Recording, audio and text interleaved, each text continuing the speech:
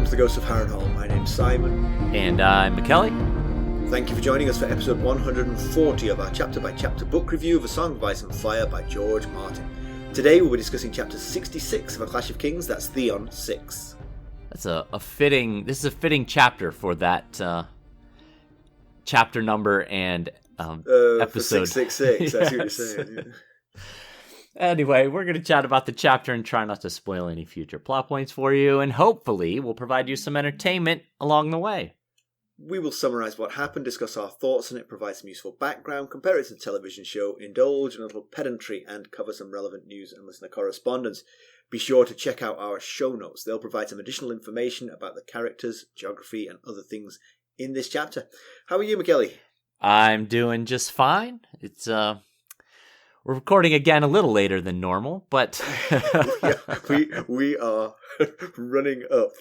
We're like on a treadmill that's going too fast and we're just hanging on the back. One of these days we are just going to have to record live. Just put it out there live because we're getting so close. But, our original plan was to record Thursday, and I guess I'm glad we didn't because that was the first day of the NFL draft, so I got to sit and enjoy it with the family, especially Ethan. Is that an enjoyable thing? I have never watched that. It seems like dull as dishwater. It would be if you have no rooting interest. Yes, it would be incredibly boring. But I mean, even if you have a rooting, so you care about the Steelers, I get this. Right. So you're watching and they say a name of a guy who you have passing awareness of. Most years that is true, except for this year, my Pittsburgh Steelers selected the quarterback of my Pitt Panthers. So, I see. His name's Kenny Pickett. He played the Steelers and the He's Panthers. He's almost called Pitt. It's weird. What's that? He's almost called Pitt as well. And the Steelers and the Pitt football team practice in the same facility and play in Heinz Field, at the same field. So he literally just went next door. So are you concerned that the Steelers have just cut their sort of scouting budget to just what they can see from where they're currently standing? They look around. Mike Tomlin, the head coach of the Steelers, actually said, we traveled the nation and we ended up with the boy next door. So right. Okay. Or we traveled the facility and then ended up with the boy next door. Yeah. Anyway. So I don't know, have I mentioned to you that I've been going into the office and the geese have really taken over. It's sort of like a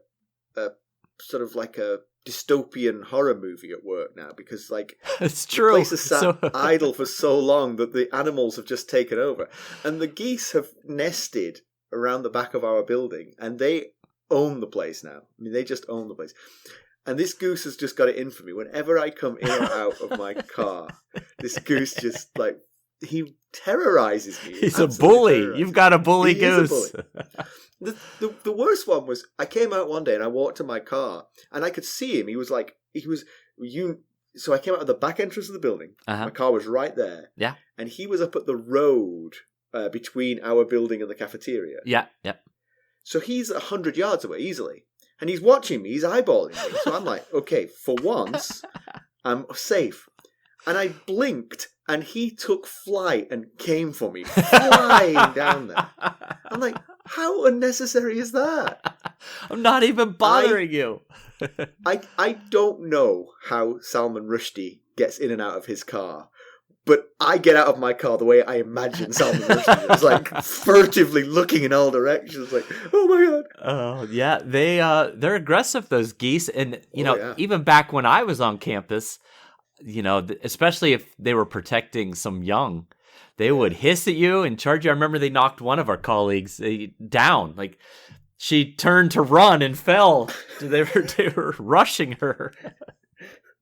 Well, it's gotten worse. There are gangs of geese now with bicycle chains.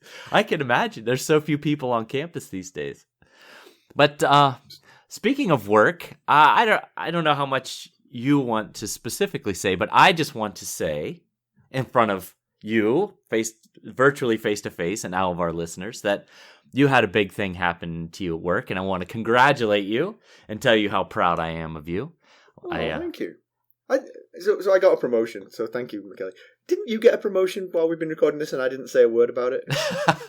Well, we're busy. We got stuff to do. I think, again, you're just making the case that you're a nicer person than me. But you see, that's the thing. The bad guys win. That's right. Yes. Just ask Joffrey Baratheon. Yeah, exactly. I am the Joffrey Baratheon of this thing. No, thank you. That's very kind. Yes. I owe my success to others.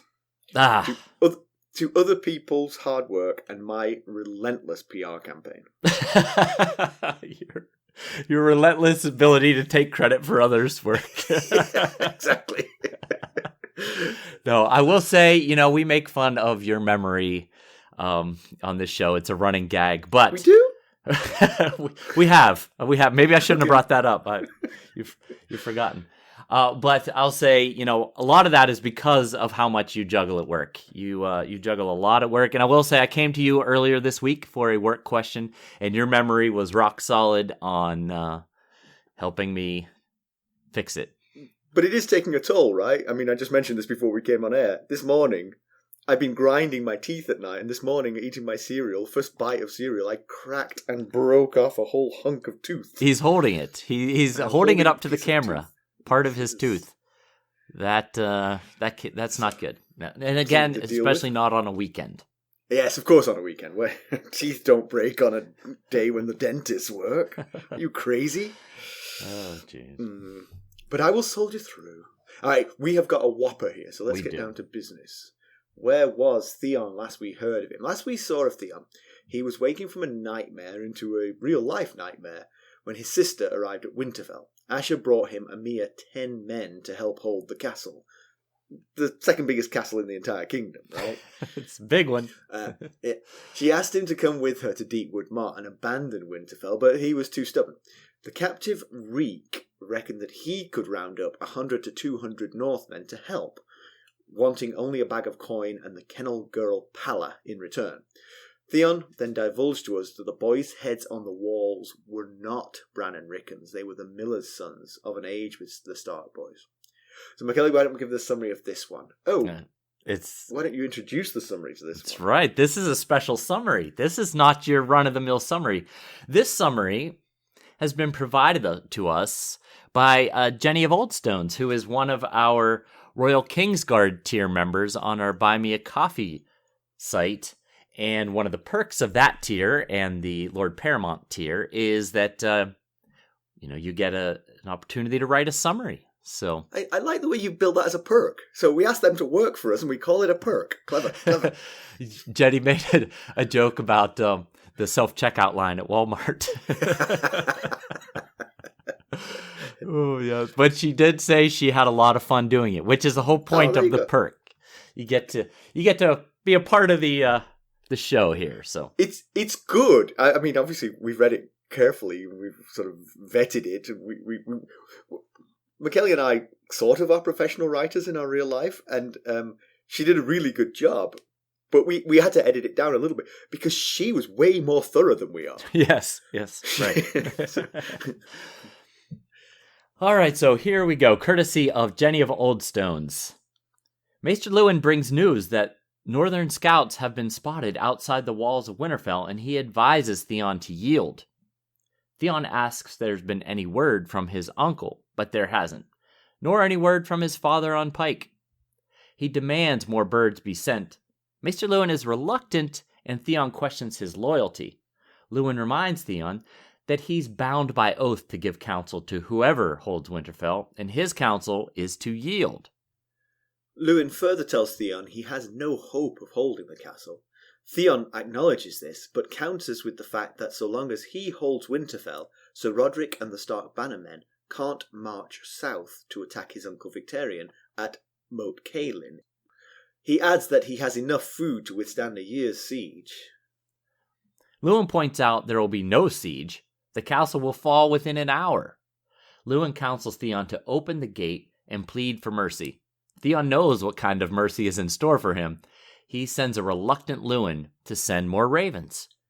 The pitifully small garrison assembles in the yard. Theon informs the men that Sir Rodrik Cassel and company are outside the gates, and that he, Theon, will not run. He intends to live or die as Prince of Winterfell. Theon draws a line in the dirt and gives the men a choice. Stay and fight or go to try to make their own way out.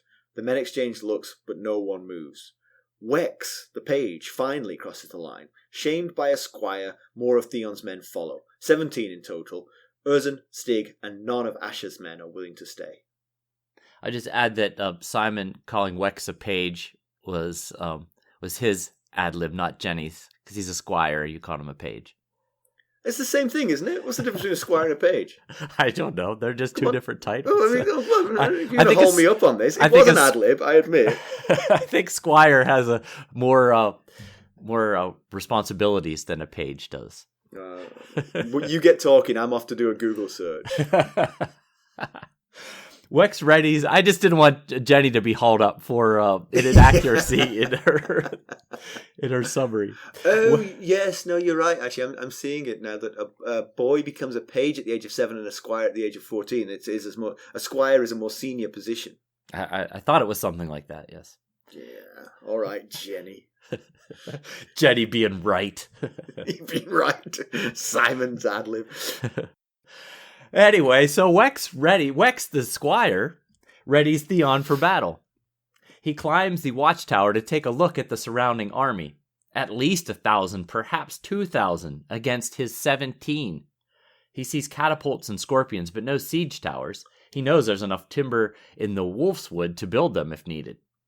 As he looks at the gathered host, he sees the battle-axe sigil of the Serwins, the trees of the Tallhearts, and mermen from White Harbor. Less prominent are the sigils of the Flints, Karstarks, and Hornwoods. No Glovers, and he can thank Asha for that, and no Boltons or Umbers. Claes Serwyn appears under a peace banner and informs Theon that Sir Rodrik wishes for a parley with Theon Turncloak. The name stings.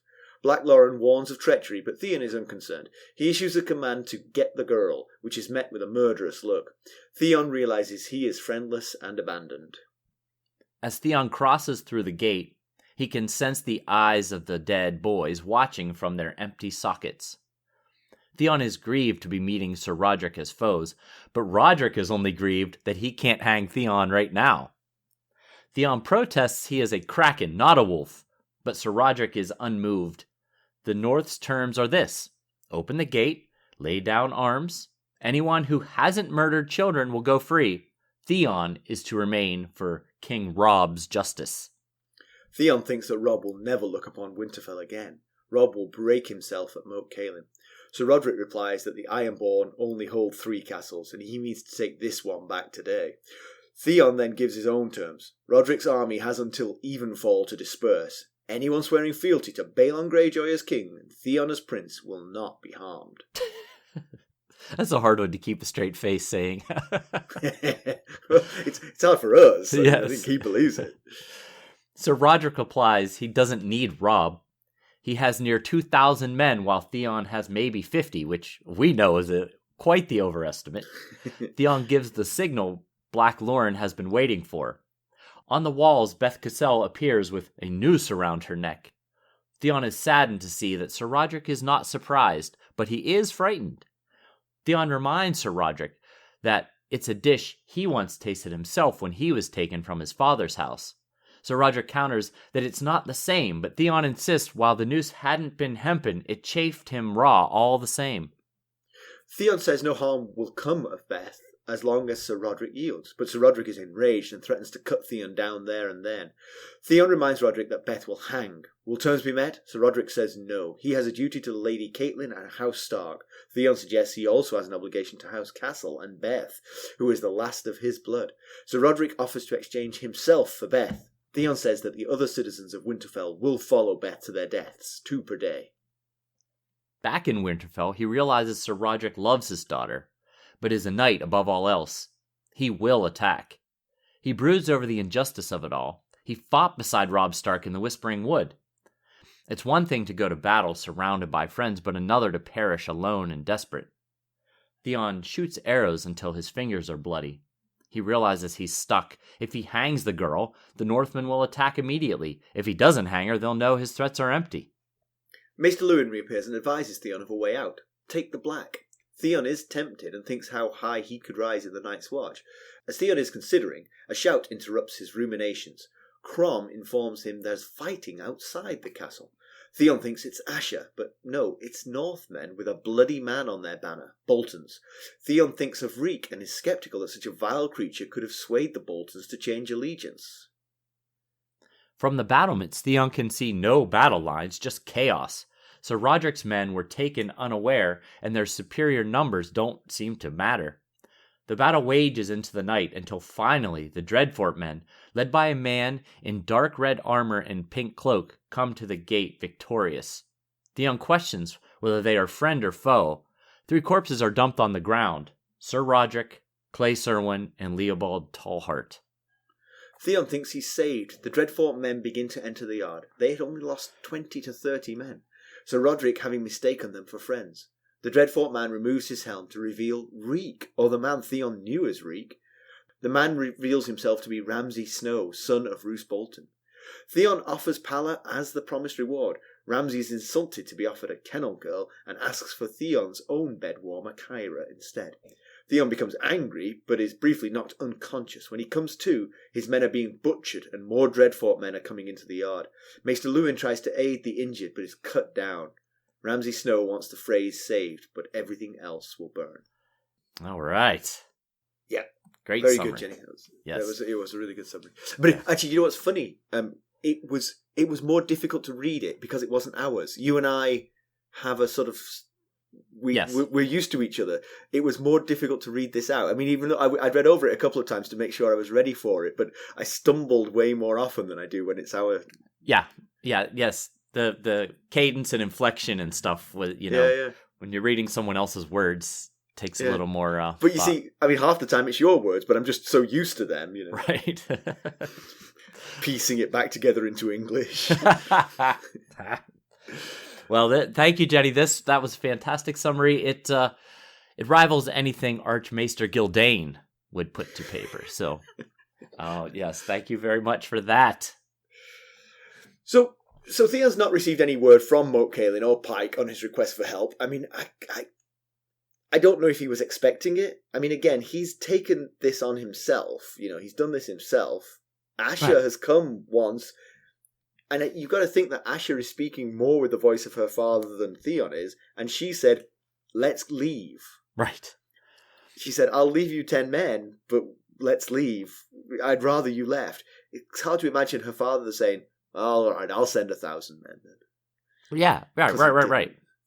Yeah, if not for the horrible behavior that Theon has displayed in this book, you'd kind of feel for him here, because this whole ordeal, the taking of Winterfell, was an attempt to show his father that he's a true Greyjoy, not a Stark in cracking clothing.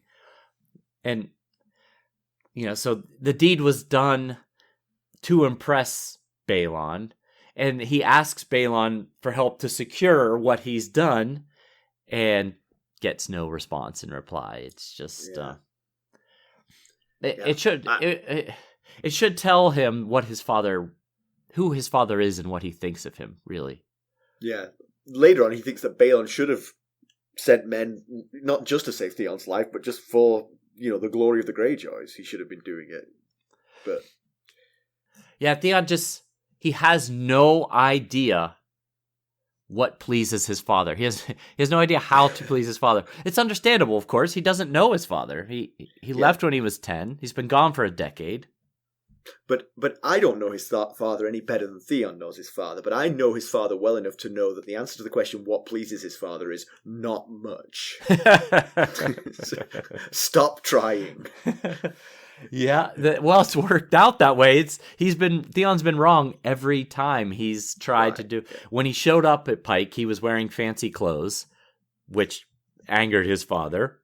He brought him an offer for an alliance with the Starks. Wrong alliance. No go there. And now he's taken a castle that his father apparently didn't want him to take. Yeah, or at least has no interest in helping him keep anyway. Yeah. I wonder if this should have... I mean, I think we've probably talked about this before, but this should have made Theon question the turning of his cloak. He did switch sides using subterfuge and underhandedness. But once he did, he realized that he had no friends. Right. He had no friends. He had no. I mean, okay, he's got the prospect perhaps of being the heir to the Iron Islands, but Right. it's not certain, and he's certainly not going to be happy in the meantime. Whereas he had friends and companionship and a position of honor. Yeah, he was in respected. the Army of the North. Yeah, I think. So I would have been tempted to go back. I think. I think he in some of those chapters on Pike, I think he, if I'm remembering correctly, had thoughts about how he was treated better by the Starks than he is by his own family. But my thing is act on that. Say, okay, Right. I'll go back where I'm respected. Yes, I'm betting right now he's probably thinking, boy, maybe I should have done that. Yes. But I found it interesting that Luwin says he has no hate for Theon, and that he took an oath to serve the Lord of Winterfell, regardless of who it is. First of all, I wonder if Roose Bolton missed that message when he had Maester Tothmere killed in Harrenhal for serving Tywin Lannister when he held Harrenhal. This seems rather unfair. Good point. And given that his son kills Maester Luwin at the end of this chapter, perhaps it's a family trait, I guess. Not to believe the Maesters will serve whoever takes it. But I just found it interesting that I guess maybe he was just saying this to Theon's face to keep him calm and listening to him. He might hate Theon a lot, but he was saying, I don't hate you. But yes. I think probably he doesn't. I think probably he pities Theon at this point, because he knows that Theon has backed himself into an awful mess. Yes, and I could definitely see that being the case if Luwin didn't believe that he killed Bran and Rickon. If he didn't believe those were Bran and Rickon's heads adorning the wall, I think he might just feel more pity. But I have to imagine he has to feel some level of hatred for killing those boys. Yeah. So whilst Theon has divulged to us that that's not Bran and Rickon, he's not told anyone there. Right. Yes. Right. That was an inner thought that we got when he was looking at those heads. Right. Yeah. But then, so in this part, when he and Luwin are talking, right before their conversation ends, Luwin says, "There's a way to get out of this," but Theon's not willing to listen, and he says, "I don't want to hear your counsel right now. Go get the men, tell the men to assemble in the yard." But I think what Luwin was trying to get at that moment was, take the black. There's a way out of this. Take the black. And if only he'd been able to suggest it here, I think the chapter might have gone differently. I spent this whole chapter wishing things were going to go differently, even though I knew that they weren't. I just kept hoping that he was going to agree to take the black before the Bolton men attacked the Northmen. But if only he'd been able to suggest it here when he rode out to meet Rodrik and had this idea in his head. Yeah, I could take the black. I could rise to Lord Commander there. I could have my own command of my own ship. I could be first ranger. Just that glimmer of hope might have been enough to propose to Rodrik. If you let me take the black, I'll yield the castle right now. Yeah, the only thing about that is, just think about what Theon was. He was, close companion to the King of the North, good friend and respected counselor in some ways to Robb. Right. Then he took this left turn and became a much despised potential heir to the Iron Islands. Right. Then he came here and became a murderer and a monster. Right. And now he's going to go and live on frozen tundra as a celibate member of the Night's Watch. Feels like you've got to think to yourself, you know what? I've made some bad choices here. Right? Yes. This is a downhill. It's the Night's Watch is uphill from where he is, but it's because of his terrible choices, really. Yep. Because of his terrible choices, it. That is now the high point. Yeah. That's left for him. Yeah. So,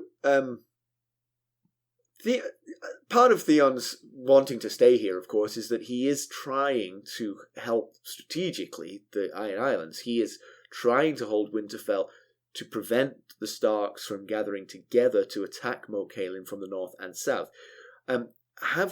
do we know that Moat Cailin has fallen to the Iron Islands? We just learned it now. Oh, they did say it. They said that. They said it in this chapter.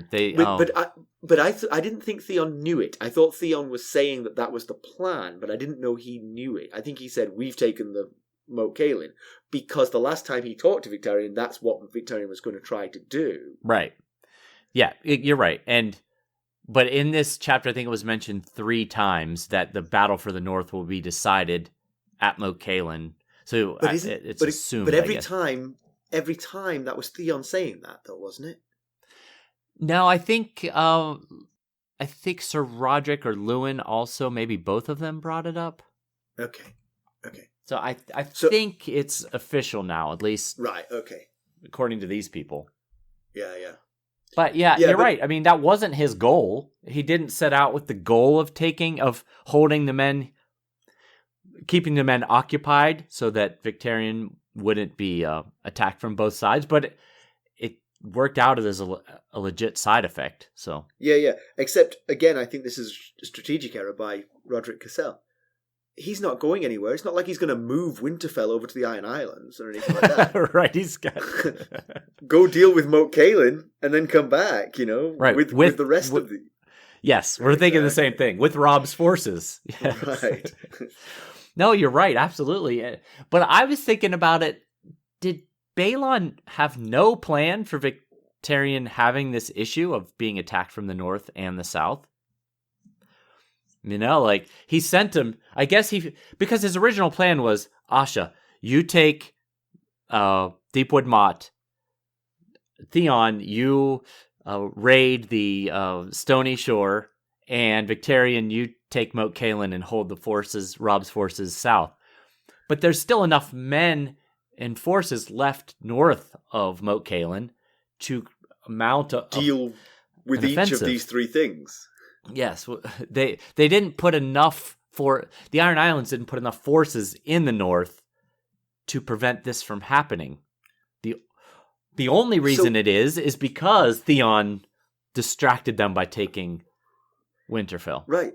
So actually, if you think about the sort of you raise a good point. I mean, I hadn't really thought about this, but you raise a very solid point. What was the plan? Theon actually.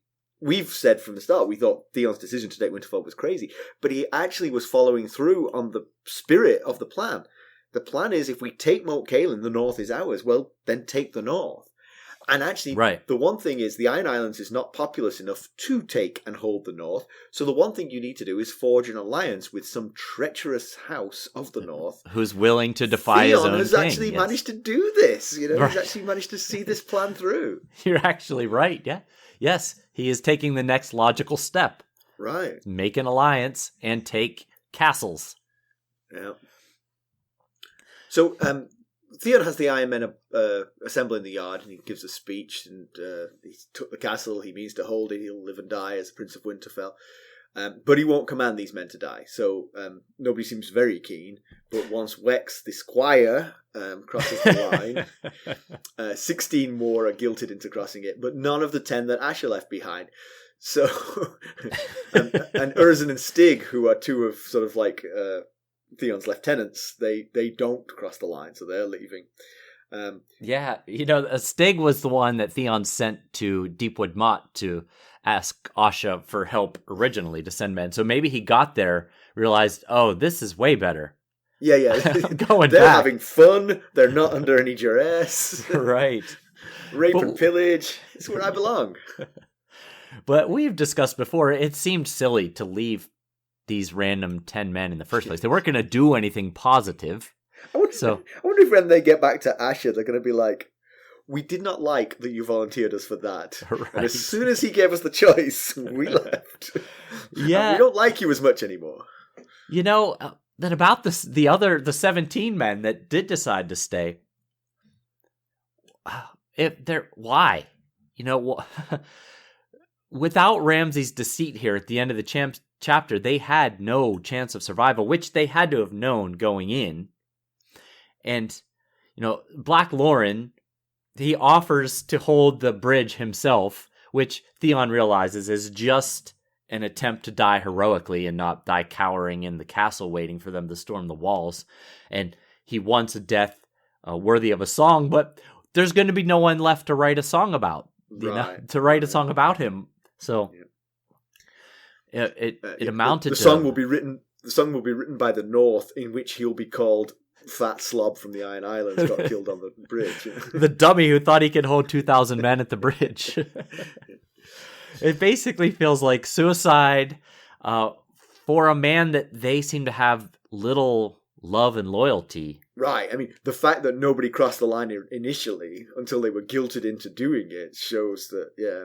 But I mean, they're pugilistic. They like to fight, so this is a chance for a big fight. And ultimately, I think, they can rely on the North's mercy. If they lay down their weapons and say, hey, I didn't murder any children, I'm just here following orders, right? They might get let off with a slap on the wrist and a send home, Possibly.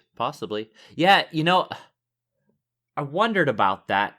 When Clay Serwyn, I almost said Say Clerwyn, when Clay Serwyn comes to the gates with his peace banner and says that, Sir Rodrik wants to parlay with Theon Turncloak, if he had said at that time, we're offering any man who lays down their weapons and comes out, you're free to go do what you want, go to Deepwood Motte or whatever.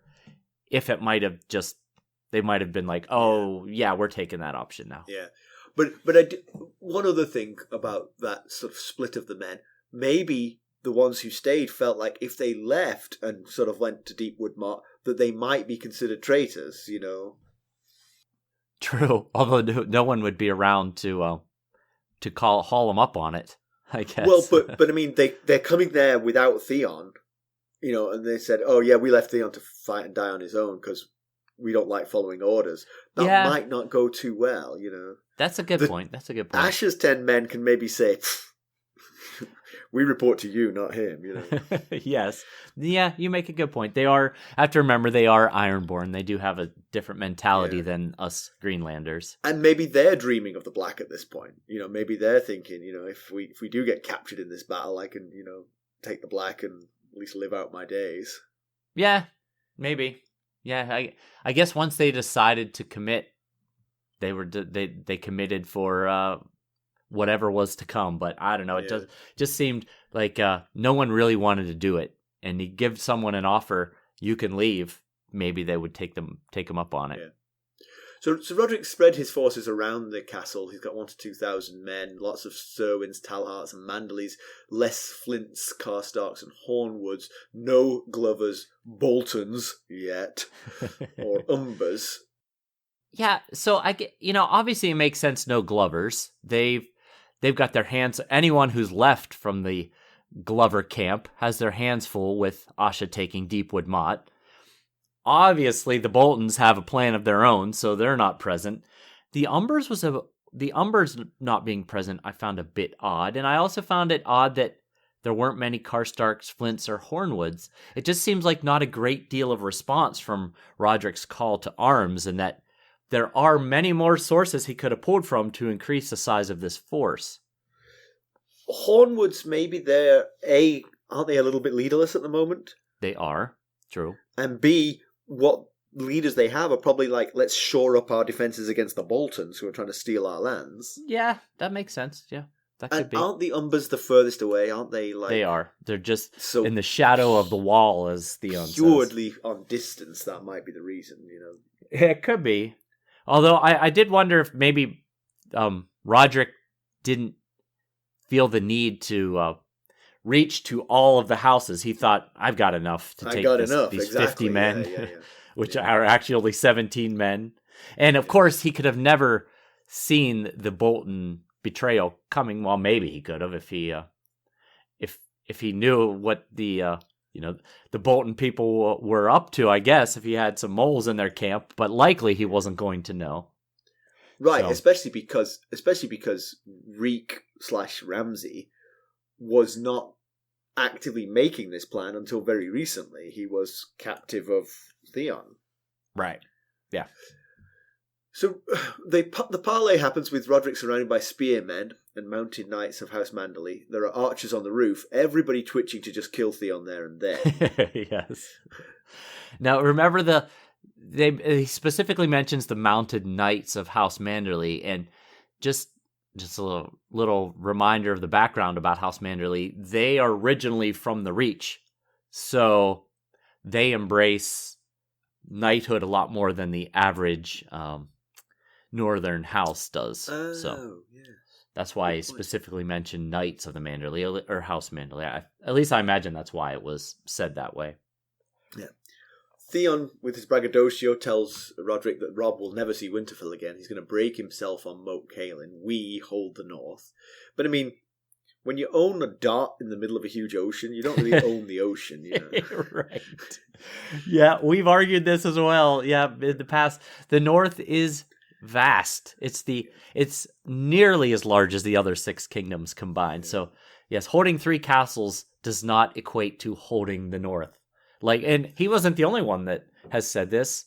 The phrase we're telling Roose Bolton this in the last Arya chapter, that that Robb has lost the north, in quotes, which is not entirely true. We'll be right back. Hello, friends. Are you ready to make some unforgettable memories? Well, if so, consider the Marriott Bonvoy program. Discover the perfect destination for your summer getaway and unlock exclusive deals on luxurious accommodations. With our affiliate partnership, you'll enjoy unbeatable savings and a seamless booking experience. Don't let summer slip away. Visit Marriott Bonvoy today and make this vacation season one for the books. Use our Ghosts of Harrenhal affiliate page to check it all out and buy Bonvoy points or give some as a gift. The link to our page is in the show notes.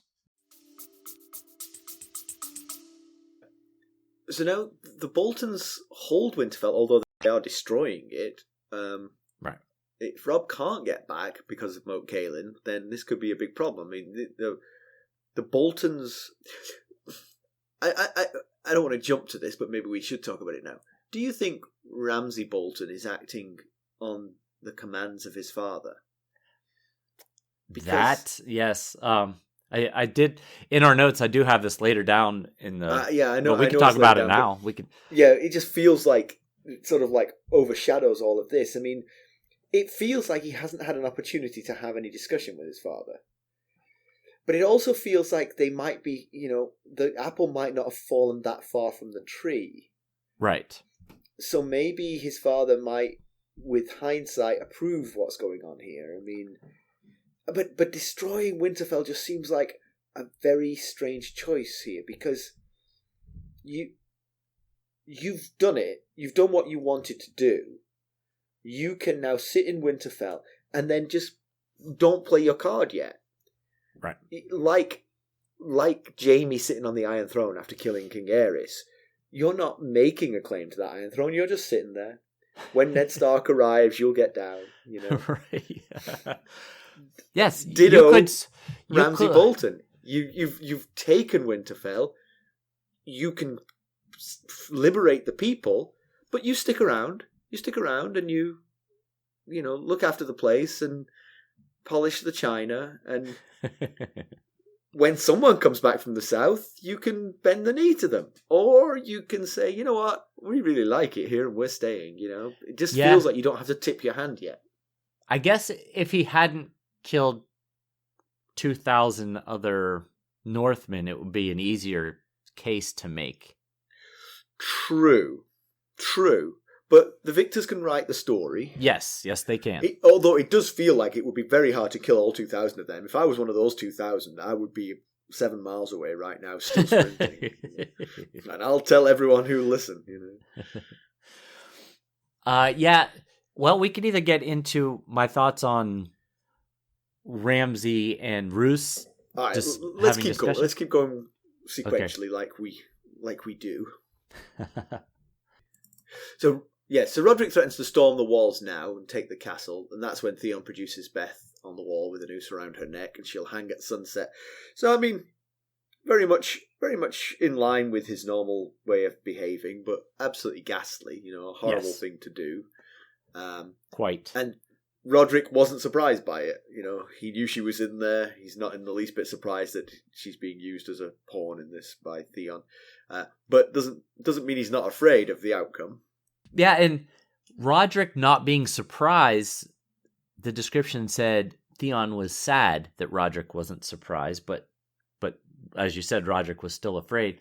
So I guess what that meant was he's not surprised that he would use a child, would threaten to kill a child. The fact that he's now associated with being a child killer is why he was sad. Yeah. But Theon tries to compare what he's doing to Beth to what the Starks did to him. He was 10 when he was taken from his father's house to make certain there would be no more rebellions. But two wrongs don't make a right. I mean, just because you've been mistreated doesn't mean you should mistreat. And using Beth is awful. Right. Yeah. Yes. 100% yes.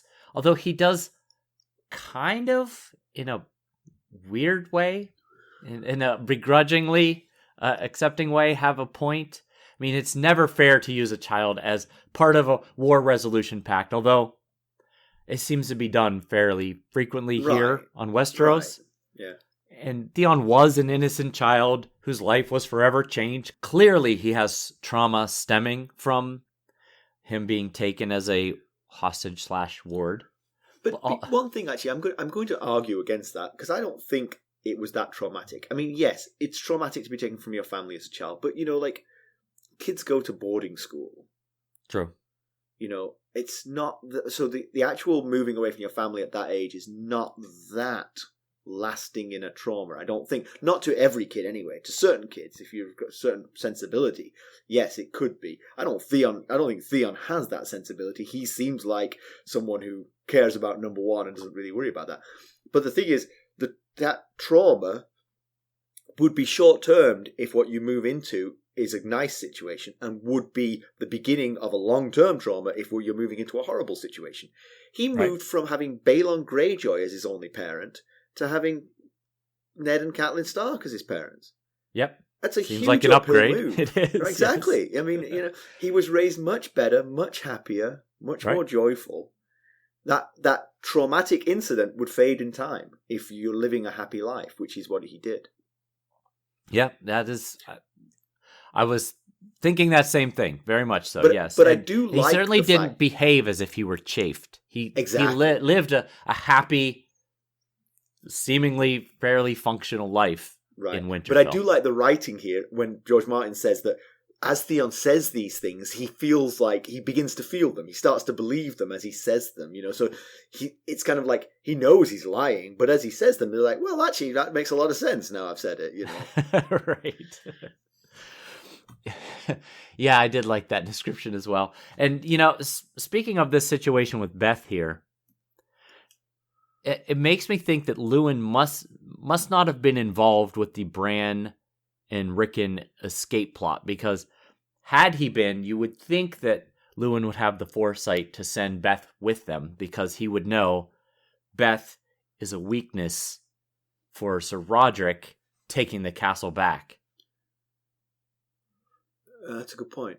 He knows that Theon knows who Beth is, and there's basically the one thing that would stay Sir Rodrik would be his young daughter, threatened. But also, that that's not actually true, right? That in actual fact, it would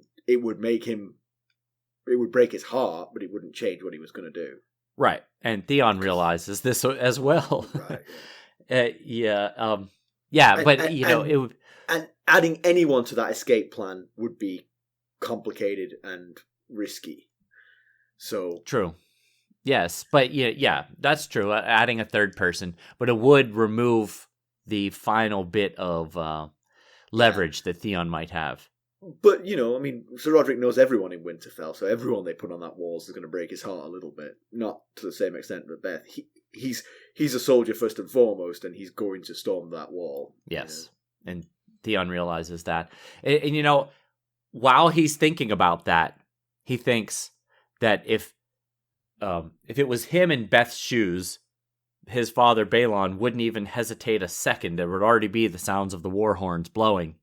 So I was thinking about that, and if that's true, which I do believe it probably is true, then what was the point of Ned taking him as a hostage / ward in the first place?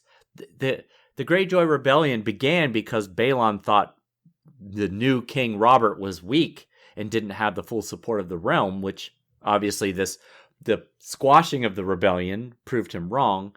So taking Theon didn't have much to do with preventing anything. Yeah, I've always thought there's a secondary thing, which is to raise Theon right. Yes. To raise That's where I Theon was to going to not go be with that. Yes. another Balon, Yes. To create, garner a relationship between Theon and Robb so that the future Ironborn leadership would have better relationships with the Starks and the Greenlands. Raised in the Greenlands, but is an Ironborn by blood. Right. And, had all of what's happened not happened, then you can imagine that at some point Robb would have become Lord of Winterfell and Theon Lord of the Iron Islands. Strong alliance, friendly relationships, Right. Curbing the worst excesses of the Iron Islands.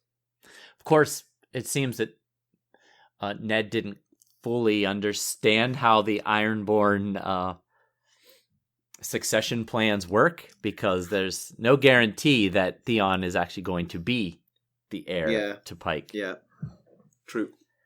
And to go on with that one step further, when Theon arrived at Pike, Balon was already mustering his force for attack on the north, whose leadership was, not home. They were fighting in the south. And he had no idea that Theon was on his way back home when he made that decision. So the fact that Theon was still in the clutches of the Starks didn't stay him when he saw the opportunity. Good point. We'll be right back. This episode is sponsored by Audible. To get a free audiobook, or 2 if you're an Amazon Prime member, go to our exclusive URL, audibletrial.com/ghostsharrenhal. You can find the link in our show notes. Point. So Theon reminisces about the time riding with the Stark boys, riding in the Whispering Wood with Robb, saving Bran's life with his bow, all the things that they've done together. And he says he rode into battle surrounded by friends. And he did. But now he has no friends because he stabbed that friend in the back, well and truly. Yes, he sure did. So it's part of an identity crisis, I think, because he's seen what he has now, sort of like sand dripping through his hands kind of thing, very quickly, compared to what he had then. He was Robb's right-hand man. Right. Yeah. 1 minute he's thinking, he's telling Sir Rodrik he's a captive, he's a kraken ripped away from his family as a hostage. And then 10 minutes later, he's thinking about good times with his old buddy Robb Stark and being a hero for saving Bran. And, it almost sounds a little bit like possibly like Stockholm Syndrome or something. Yeah. I saw that, and so I went off and did some research on Stockholm Syndrome. You added Stockholm Syndrome to the notes, so I did a little bit of research. I'm not sure it fits. So there's a couple of missing facets. One is the captivity needs to be abusive. Now, all captivity is abusive to a certain extent. Sure, yeah. But like we've said, he was raised in a happier home than he would have been, so I don't think that fits exactly. The captive also needs to side with and defend the captor even after the captivity ends. Oh, yeah. And he's not doing that. Not now, no. Yeah, exactly. He's switched allegiance, yeah. Right. And also, the whole idea of Stockholm Syndrome is contested. It's not broadly recognised. And it was named for some people that were held in a Swedish bank robbery who refused to testify against the robbers in the trial afterwards. Many point to the fact, though, that when the police raided and sort of like overwhelmed the robbers, there was sort of like they were firing like grenades and guns in there with callous indifference to the captives. Oh, goodness. And so a lot of what's now thought is that the captives refused to. It wasn't fondness for the robbers; it was annoyance with the authorities that stopped them from testifying. Huh. So maybe Stockholm Syndrome is just a myth anyway. So. Good information. I like it. See, you learn something beyond just about Theon 6 of A Clash of Kings here on this show. Yeah. But so then Theon has a bit of a conundrum here. If he hangs Beth, he knows now there's no reason for Rodrik not to attack. And if he doesn't hang Beth, then Rodrik will know that, because he's given a deadline. He said, if by sunset your men are still in sight of Winterfell, I'm going to hang Beth. So if sunset comes and he hasn't hanged Beth, well, then Rodrik knows he's bluffing. So yeah, but I mean, the thing is, you might back down from this. It doesn't mean you're bluffing about holding Winterfell against the threat. I mean, you've already told everyone that you've killed Bran and Rickon. It's not like you need to prove that you're horrible anymore. Message received on that one. You know? Well, that's true. Yes, past history does need to be factored in here. So, yeah, in many ways, I would just ignore the deadline if I was Theon and just keep her in a position where you could hang her at a moment's instance. That's what I was going to say. The problem is with the deadline. You adding the deadline, the Lannisters didn't tell the Starks kneel by next week or Sansa gets it. Yeah. You know, they use her to keep the Starks at bay for long term, which is kind of the same thing the Starks are doing with Jaime Lannister. The problem is saying you've only got until sunset, but I guess he's a little more desperate than the Starks or the Lannisters were when they took their captives. Yeah. So at this point, Luwin offers him the possible way out, that he could take the Black, and Theon does start to daydream about it, how it might be. I mean, obviously, we know what the Night's Watch is like. Somebody like Theon really could go high in the Night's Watch. No question. Yes, you know, absolutely. Castle trained, born for some leadership, trained for leadership. But right as he's thinking about it, and seriously thinking about it, the battle starts outside, and so he doesn't get a chance to act on this. So, hence Mackelly's disappointment. Very much so. I kept wanting things to change. I just kept hoping maybe I just misread it, just misremembered it from before. So Luwin says that the Starks and Sir Rodrik respect the Night's Watch and will allow him to take that option, but I don't know. They would. They're Northmen. They would let him take it. Well, I think they would once they learned that he didn't actually kill the Stark boys.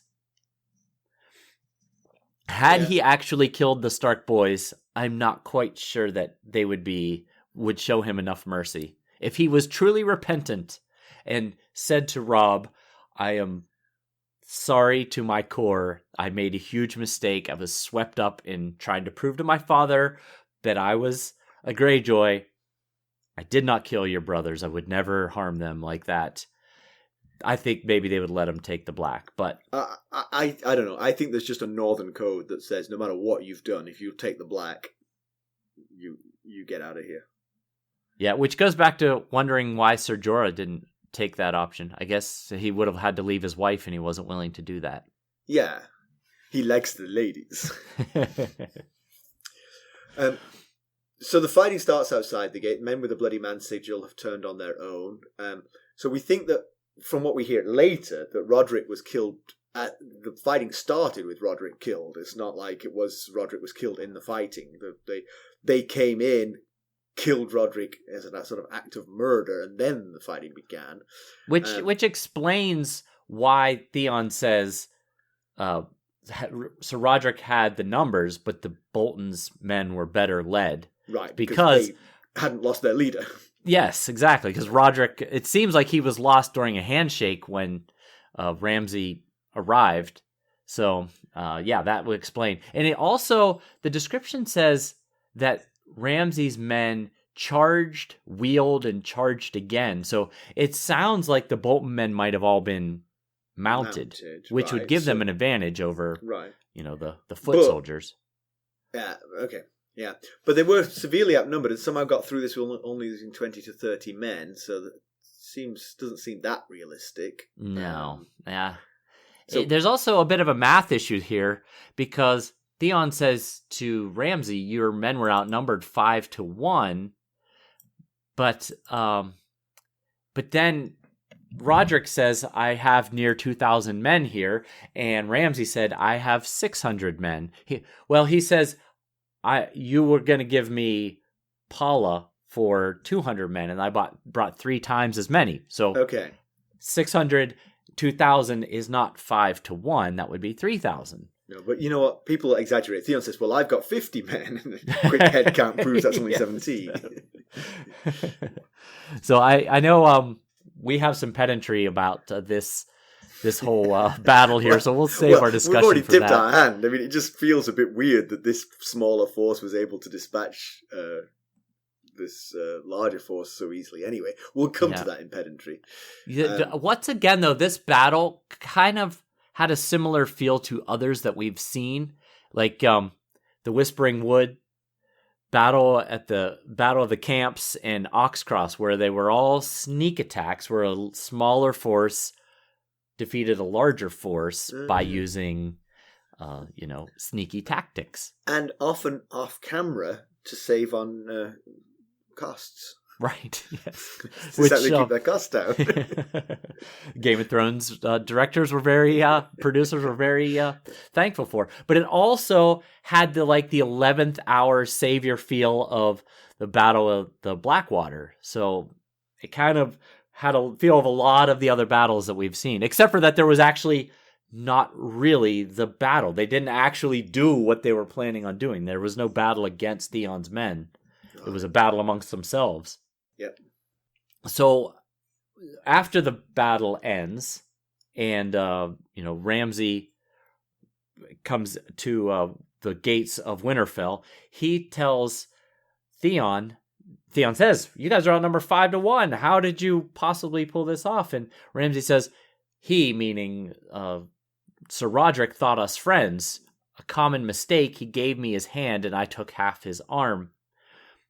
That part right there seems like a major red flag. And you might have wanted to just... You mean, just interjecting, you mean for Theon? For Theon, yes. Obviously it was a pretty big red flag for Rodrik's forces. Yes, that should have been 2. Right, okay. I think that's clear that was taken as a red flag. Yes.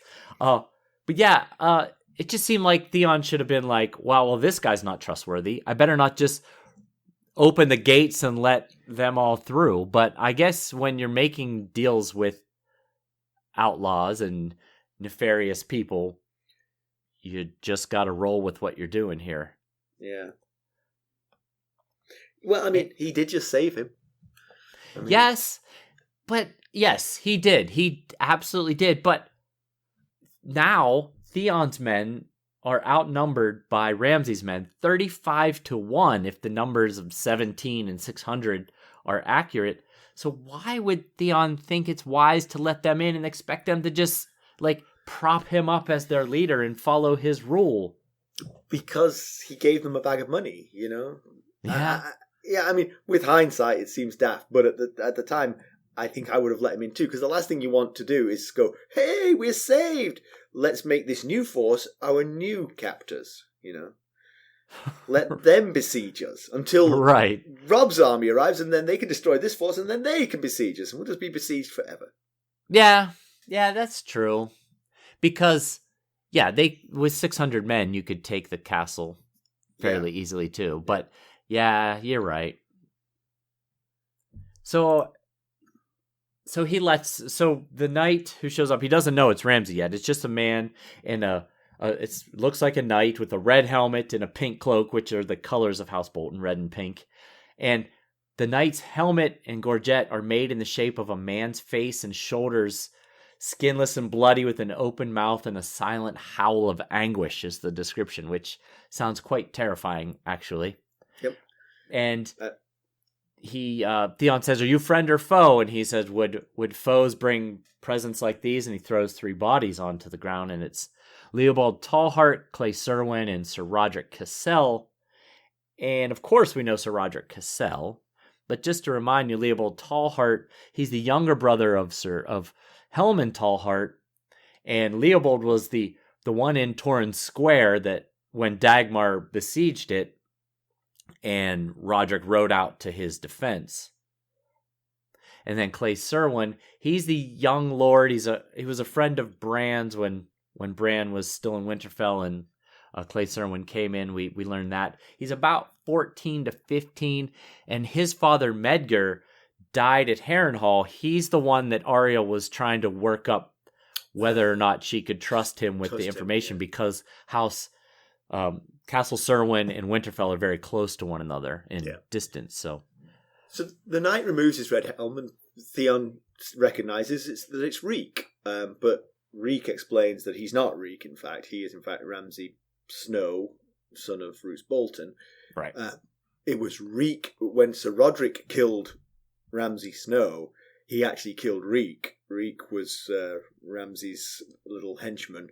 And to trick Sir Rodrik, Ramsay gave Reek his horse, his clothes, his ring, and told him to ride to the Dreadfort. And understandably, didn't have a photograph of him, so Rodrik took him to be Ramsay and dispatched him.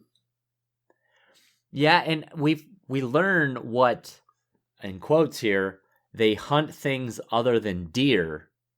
What that line meant when Danella Hornwood told it to Sir Rodrik, Luwin, and Bran when she met them at Winterfell.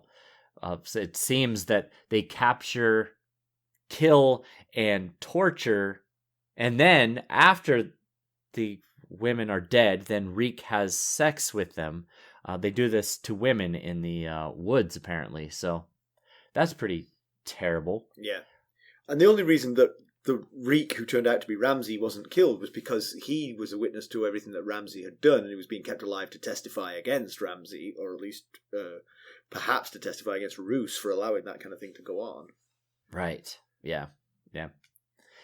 Ramsay mentions that his wife referred to him as a Snow, but he likes to think of himself as a Bolton.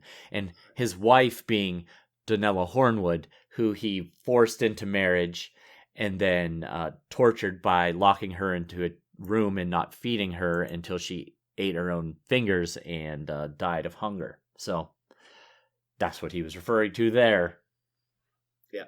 So Ramsay orders Winterfell burned, and the only people he wants saved are the Freys, which is interesting. It might be because the Freys are not of the north and therefore potential allies or potential hostages, I guess, either of those.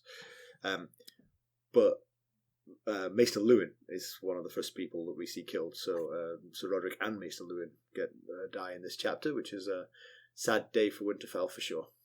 Yeah, so now when we were talking earlier about Ramsay and Roose being in contact, it's the line "save me the phrase" that make me wonder, because sparing the phrase are sparing his now his father's new bride's family. Yes. And in the last Arya chapter, he was surrounded by Freys, right? Yes, he was. Interesting. So, but the question is, would Ramsay have known about this marriage? It's possible the men, when he rode to the Dreadfort, they had heard news of this and told him. Yeah. Or it's possible he's communicated with Roose, who instructed him on this plan to take Winterfell, but to spare his new wife's kin. Or Ramsay just saw them as kindred spirits who might work with him, because they're kind of mean-spirited and horrible, so... Yeah, that's true. And another thing for the Frey side is that we saw Roose order House Derry to be burned, and his new bride's mother is a Derry, so he's clearly not concerned with all members of his new wife's family, just the Frey side. So just curious about that. Do you have some background for us? I did gather a little background. So House Bolton is an old and powerful house rivaling that of the Starks.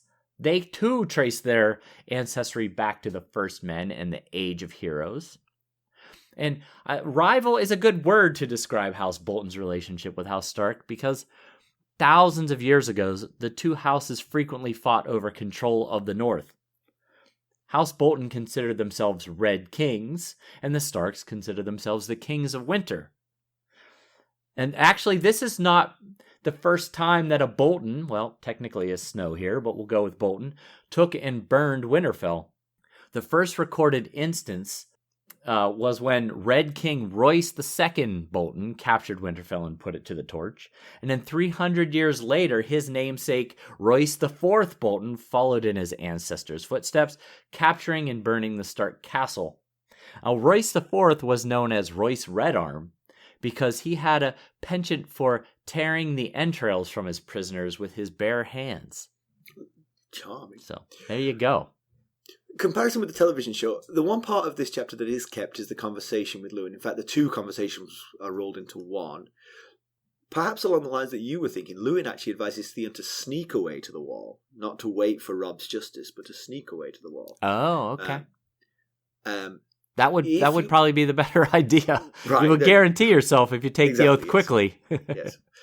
If you'll recall, there'd been no Reek in the show at this point, but Theon still loses Winterfell by treachery when his own men turn on him and knock him unconscious. Rather than join him, they knock him unconscious. And then we don't see what really happens. But at that point, Luwin is put to death by the Ironborn.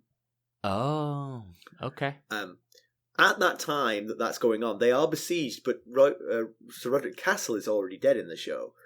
We never see the besiegers, but in an earlier scene, Roose Bolton tells Robb, because again his path is different in the show, tells Robb that he would send his bastard to liberate Winterfell. So we assume the besiegers are Ramsay Bolton. Yes, that makes sense. Yeah. Yep. Okay. So pedantry, I mean, we don't have to go over this again. It's just a general concern that Ramsay should not have been able to overrun those besiegers as easily as he did. They should have been looking out for an attack from the Greyjoys, especially if Moat Cailin's fallen. It's possible that Theon might get support from the Ironborn. Good point. So you wouldn't just stand there looking at the walls with your backs exposed. You would be looking for help coming. The Bolton banners would have made them step down their concern a notch, but banners could be faked. Boltons can be treacherous. All of these things. Yeah, well, we have just seen Boltons fighting Manderleys and Hornwoods very recently. So, and there's one other line about the besiegers that made me question this. Is the description was when Theon looks out, the Rodrik's men were encircling the castle. They were spreading out, encircling the castle, which you would think would make it harder for Ramsay's men to overtake the vast majority of them because they're spread out and they have time to see what's happening and react. So, oh yeah. It just doesn't quite hold water, any of that, to me. I mean, they are mounted. That helps, but I mean, it's miles around that castle. You'd hear them coming from a long way off if you're on the far side.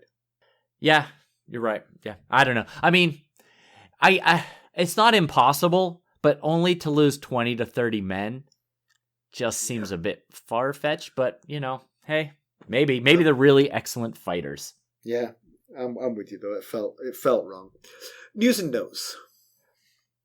Well, so according to a story in Variety, HBO kept this first season of House of the Dragon under $20 million per episode. $20 million, that is. Bargain. Now that sure seems like a lot of money to me, but it's in line with what they spent on the last season of A Game of Thrones.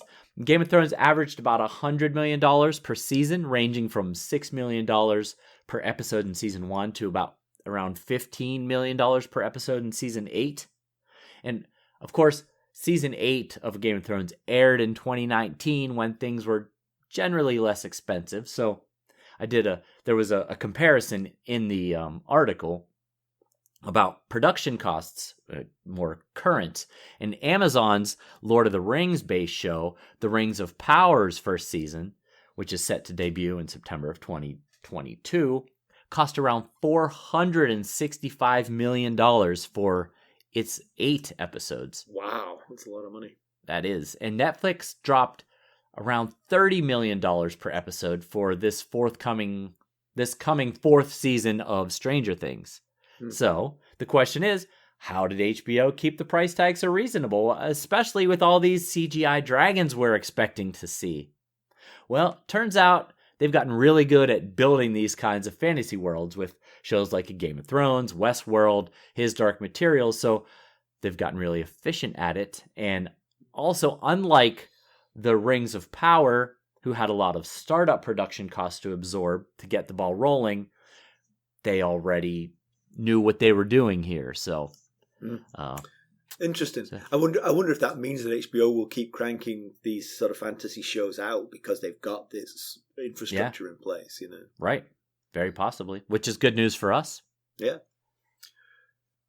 And we just wanted to give a quick reminder, don't forget that we've added a new tier to our Buy Me a Coffee site. It's called the Lord Paramount tier, and it offers some pretty cool perks, such as writing a summary for us, like Jenny of Oldstones did here, as well as some other cool things like getting the episode a day early and being invited to our live video chats, which is always a lot of fun. So just go check it out at our Buy Me a Coffee site, which is buymeacoffee.com/ghostsharrenhall. All right, let's draw a line under this one. Theon is certainly a coward. There's plenty of examples of that, but his plan to stay in Winterfell until death is braver than I would be. Perhaps it's vanity. Perhaps he's just too vain to run. Yeah, they're probably competing. Taking the black would have been a good move, though. I wish I just kept hoping Luwin would have just rammed that point home before the events of the chapter started, and we could have just ended it right then. Yes, before the point was rammed home into Luwin. Yes. Oh, poor Luwin. Yeah. But I also wonder, why did Rodrik even bother hesitating in the first place? You know, just storm that castle, take it, and be done with the whole thing. People will die. I mean, I would definitely parlay to see if he'll just, give up. I guess, yeah. I mean, I guess so. It's the chivalrous thing to do, and Sir Rodrik is nothing if not chivalrous. It's the simpler thing to do. I mean, if you say the odds are overwhelming, you're going to lose, let's do this quietly and simply, People might say yes to that. Yeah, but maybe it's because of how the chapter turned out. I wish he had just stormed the dang castle. Yeah. Ramsay is not a nice guy. No, possibly the most horrendous character we've met so far, and we've met some pretty horrendous characters. I think you've jumped too far here. He could turn things around, Ramsay. This is one episode. He might be a nice guy. Well, I was just thinking about the hunting, murdering, and raping the women, and what he did to Danella Hornwood. Yes. Okay. Things of that nature. Yeah, not the best. True. But then he spared the phrase. And, the question is why? Did he think his father would want that? Was he told by his father to do that? The sniff test makes you think the Boltons and the Freys are in cahoots now. We're certainly seeing some examples of possibilities here. What's worrying about that is the Freys haven't done anything treacherous yet. Right. So is there treachery coming from that direction too?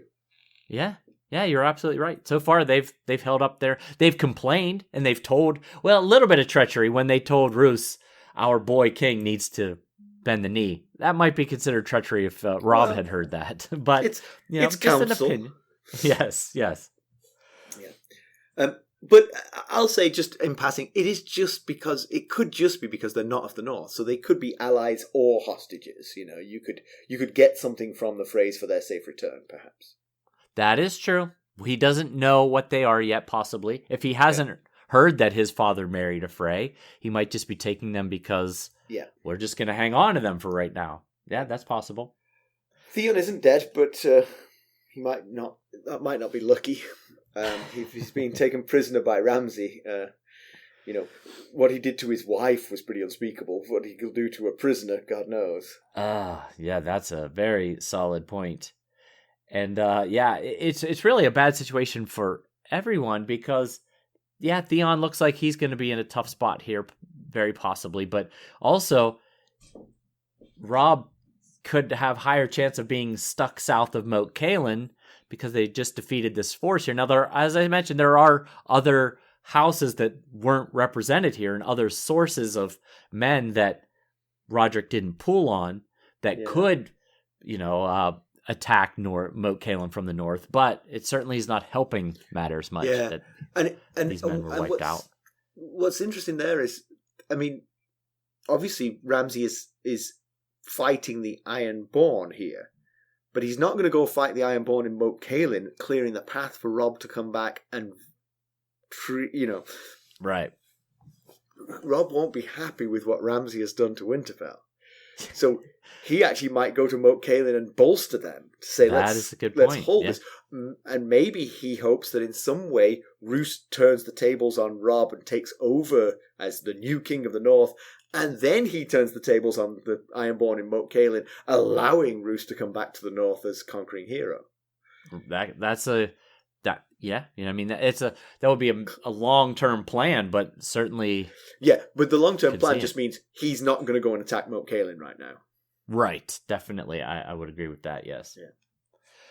Yeah. And we were so close to a peaceful resolution here in Winterfell.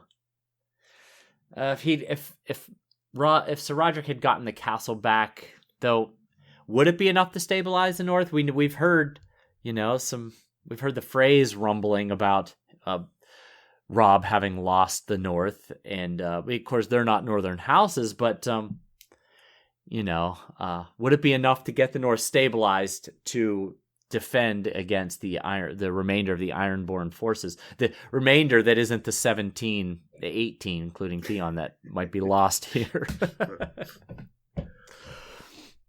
We've lost some good men. Sir Rodrik has clearly passed away, and it seems likely Luwin does. He was speared and then run over by a horse. So yes, it seems like he's not likely. It wasn't specifically said, but yes, it does seem likely. And there's no maester to treat his wounds. So. True. That doesn't help either. And those were some good minor characters. They've been both Luwin and Rodrik have been with us since the beginning of the story, and also they're good Stark people. They were loyal, honest, good Stark people. So it's a major blow for the Starks as well. In many ways, they represented the goodness of the Starks. You know. Yes. Right. Yes. Yeah. So thank you again to Jenny of Oldstones for the summary. It was excellent. Sure was. Thank you, Jenny. Thank you for the hard work. We very much appreciate it. So there's 3 ways you can help us. First and foremost, you can go out and leave us a review. No better advertising than that. Secondly, you could buy some merchandise at ghostsofharrenhal.threadless.com. Lastly, you could buy us a cup of Arbor Gold at buymeacoffee.com/ghostharrenhal. Become a sustainer, a member of the Lords Paramount. Lord Paramount. Yep, Lord Paramount. Or Knights of the Realm. That is the other tier. So your choice. Big thank you to those who've already become sustainers in that way. And as you know, you can reach us at ghost.harrenhall@gmail.com. You can go out and follow us on Twitter at @GhostHarrenhall. We're on Facebook, Instagram, YouTube, and Discord. Thanks for listening. Thanks. Bye. Bye.